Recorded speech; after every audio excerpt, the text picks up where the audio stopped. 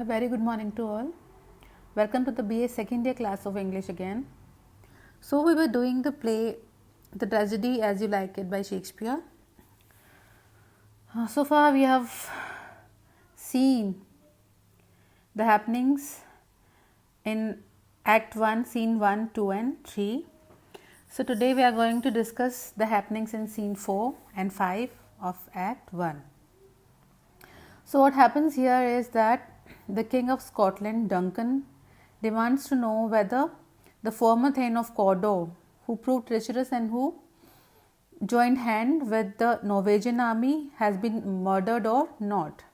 So his son Malcolm assures him that he himself has witnessed his murder. So Duncan now feels so much cheated and hurt, and he is musing about the fact that he placed so much trust, absolute trust, in the treacherous Thane. Then Macbeth, the protagonist of the tragedy, enters. Duncan thanks Macbeth. Okay, so Macbeth has returned from the war and he is a victorious Cawdor now. So he meets the king. So the king thanks Macbeth and Banquo for their loyalty and bravery. Then at the same time he also announces his decision to make his son Malcolm his heir. He is going to succeed the throne of Scotland after Duncan. So Duncan then says that he plans to visit Macbeth at his home in Inverness. So Inverness is the place where Macbeth resides. So Macbeth leaves to prepare his home for the royal visit, because King Duncan is going to visit him, for he is going to thank Macbeth for his bravery. Then Macbeth is lost in thought and he is pondering and is thinking too much regarding the next obstacle, the hindrance that has come in his path of becoming the king. So he is thinking about the block of Malcolm, the son of Duncan, who is going to be the next king after Duncan. So this news also hinders his accession to the throne. So the king follows with Banquo and the king is going to visit Macbeth as a gesture of thanks. Then in Act 1, Scene 5, we see that at Inverness, Lady Macbeth, the wife of Macbeth, reads a letter from Macbeth that describes his meeting with the witches. So Macbeth has written all the things that took place after the war, his meeting with the witches and his plan to murder the king. So Lady Macbeth fears that the nature of his husband is not that much ruthless, that is not ruthless enough, is not cruel enough to kill a person, to kill the king. And she states a famous statement here. She says that Macbeth is too full of the milk of human kindness to murder Duncan. Then she assures the completion of the witch's prophecy, and she says that though Macbeth has the ambition enough to become the king, but she claims that he lacks the gumption, the guts to act on it, to murder someone. So she then implores him to hurry home so that she can pour spirits in his ear. That means that she wants to boost him up, she wants to make him ready to murder the king. She is going to ready his husband for the murder that he is going to commit, that he must commit to become the king.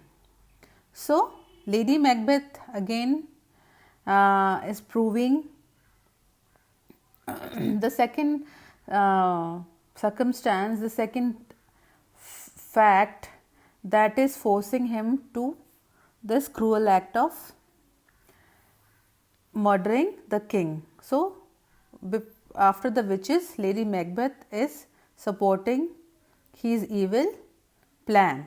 of killing the king. So when a messenger arrives with the news that Duncan is coming, Lady Macbeth calls on the heavenly powers to unsex me. To unsex me means to make her, to take away all her feminine qualities and make her cruel.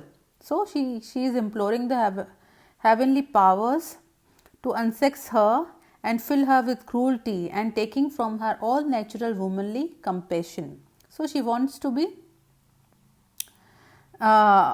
masculine and she wants to be cruel in helping her husband to kill the king, to murder the king.